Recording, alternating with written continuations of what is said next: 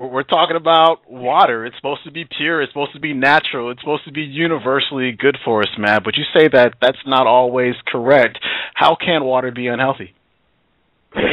Well, I mean, water is just a pure natural substance, but it is, after all, it is just water. And there's a lot of pure natural substances that we know have some downsides. Talking about paleo, I know a lot of people in the paleo community, they're talking about phytoestrogens and legumes, they're talking about anti-nutrients and phytic acid and grains and all those kind of things. And these are, quote-unquote natural foods. Well, we have mercury as a completely natural mineral, but we know that there's a downside to having excess mercury and things like that. So, whoever you are listening to this, make sure that, you sort of get over your water infatuation. After all, it is just water. And I just want to talk physiologically about what water does and what is going on in the cells and what happens when you do consume excess water and how that impacts your metabolism, your mental state, and all different kinds of things that isn't on anybody's radar screen, but is very, very simple and changes people's day-to-day reality almost instantly when they start to get the proper levels of hydration and they stop flooding their systems out with drinking too much water. But in short, it can be unhealthy because it dilutes our primary energy sources. So inside of our cells, we have glucose and we have electrolytes, and that's sort of the gasoline and spark plugs of our cellular energy metabolism. I mean, that's what our metabolism and energy production starts there in the cells. That's what the mitochondria use to produce energy.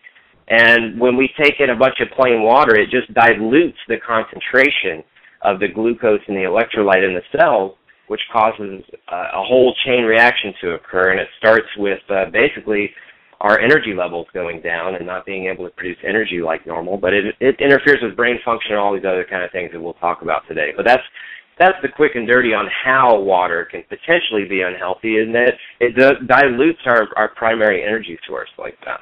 Mm-hmm. Give us a long version on some of the health problems that can be caused by this.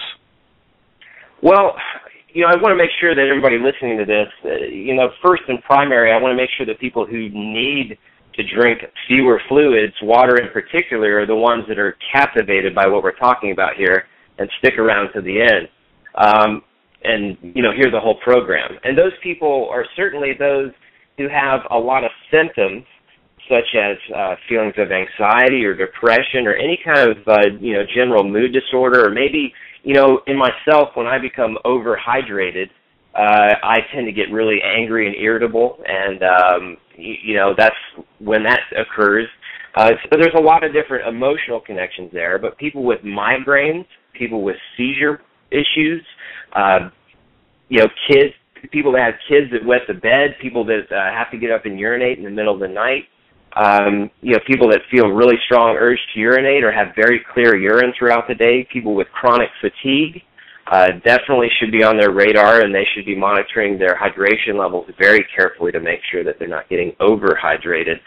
A lot of different deals can be triggered by that, and I've seen even more than that, but those are the basic ones, and certainly those people that have a chronic low metabolism, so low body temperature, cold hands and feet. It seems that their energy supply in their cells is more scarce to begin with and more susceptible to this sort of flooding effect.